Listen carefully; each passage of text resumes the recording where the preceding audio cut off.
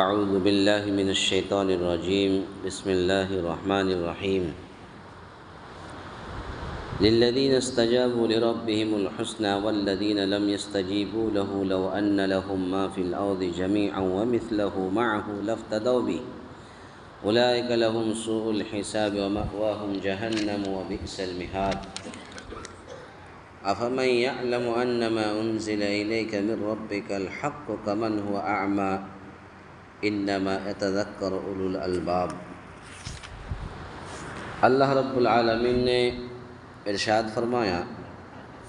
للذین استجابوا لربهم الحسنى، جن لوگوں نے اپنے رب کے حکم کی تابعداری کی ان کے لیے بھلائی ہے، اور جن لوگوں نے اس کی حکم کی تابعداری نہ کی اگر ان کے لیے زمین میں جو کچھ ہے سب کچھ ہو اور اسی کے ساتھ ایسا ہی اور بھی ہو تو وہ سب کچھ اپنے بدلے میں دے دے، یہی ہیں جن کے لیے برا حساب ہے اور جن کا ٹھکانہ جہنم ہے جو بہت بری جگہ ہے۔ افمن یعلم انما انزل الیک من ربک الحق کمن هو اعمی، کیا وہ ایک شخص جو یہ علم رکھتا ہو کہ آپ کی طرف آپ کے رب کی جانب سے جو اتارا گیا ہے وہ حق ہے، اس شخص جیسا ہو سکتا ہے جو اندھا ہو؟ نصیحت تو وہی قبول کرتے ہیں جو عقل مند ہوں۔ یہ سورۃ الرعد کی آیت نمبر 18 اور 19۔ اس آیت کریمہ کے اندر اللہ رب العالمین نے ہمیں یہ پیغام دیا ہے کہ خوشبختوں اور بدبختوں کی جزا کیا ہے، بدلہ کیا ہے، اس کے بارے میں اللہ رب العالمین نے فرمایا۔ تو خوشبختی اور بدبختی کا ذکر کرتے ہوئے اللہ رب العالمین نے فرمایا کہ للذین احسنوا الحسنى وزیادہ، جن لوگوں نے اپنے رب کے حکم کی تابعداری کی ان کے لیے بھلائی ہے، اور جن لوگوں نے حکم کی تابعداری نہ کی ان کے لیے بھلائی نہیں ہے۔ یہ مضمون اس سے قبل بھی 2-3 جگہ گزر چکا ہے، بیان کر چکا ہوں، مزید تفصیلات کی ضرورت نہیں ہے، کیونکہ ان سے ہر چھوٹے بڑے عمل کا حساب لیا جائے گا، اور ان کا معاملہ من نوقش الحساب عذب، جس سے حساب میں جرح کی گئی اس کا بچنا مشکل ہوگا، وہ عذاب سے دوچار ہو کر ہی رہے گا، کا آئینہ دار ہوگا۔ اسی لیے آگے فرمایا کہ ان کا ٹھکانہ جہنم ہے، ان کا ٹھکانہ جہنم ہے۔ اس کے بعد پھر اللہ رب العالمین نے فرمایا افمن یعلم انما انزل الیک من ربک الحق کمن هو اعمی، کیا وہ ایک شخص جو یہ علم رکھتا ہو کہ آپ کی طرف آپ کے رب کی جانب سے جو اتارا گیا ہے وہ حق ہے، یعنی ایک وہ شخص جو قرآن کی حقانیت کو، قرآن کی صداقت پر یقین رکھتا ہو، قرآن کی حقانیت اور صداقت پر یقین رکھتا ہو، اور دوسرا اندھا ہو، یعنی اسے قرآن کی صداقت میں شک ہو، کیا یہ دونوں برابر ہو سکتے ہیں؟ برابر نہیں ہو سکتے۔ کیا دیکھنے والے اور نہ دیکھنے والے برابر ہو سکتے ہیں؟ نہیں ہو سکتے۔ کیا زمین و آسمان برابر ہو سکتے؟ نہیں ہو سکتے۔ استفہام انکار کے لیے ہے، تو یہاں پر جو جملہ ہے وہ افمن یعلم انما انزل الیک من ربک الحق، تو یہاں پر جو جملہ ہے وہ استفہام ہے،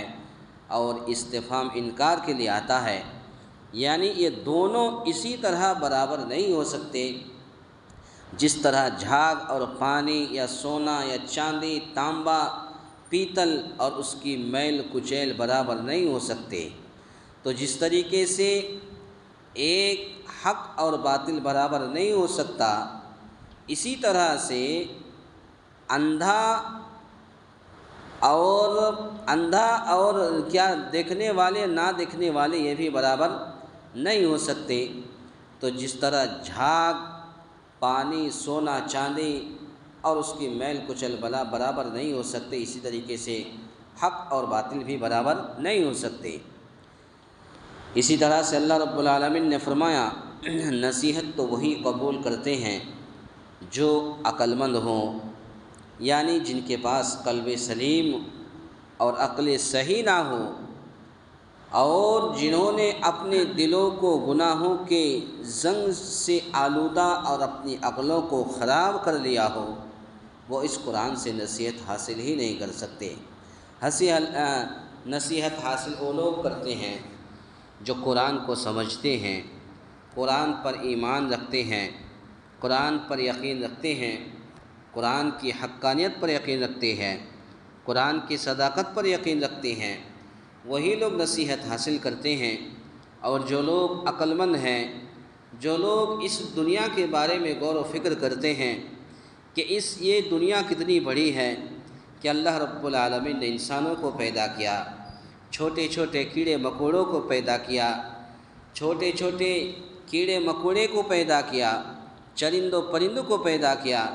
حیوانات، نباتات، جمادات کو پیدا کیا، اور سارے کے سارے لوگ اللہ کی تسبیح بیان کرتے ہیں،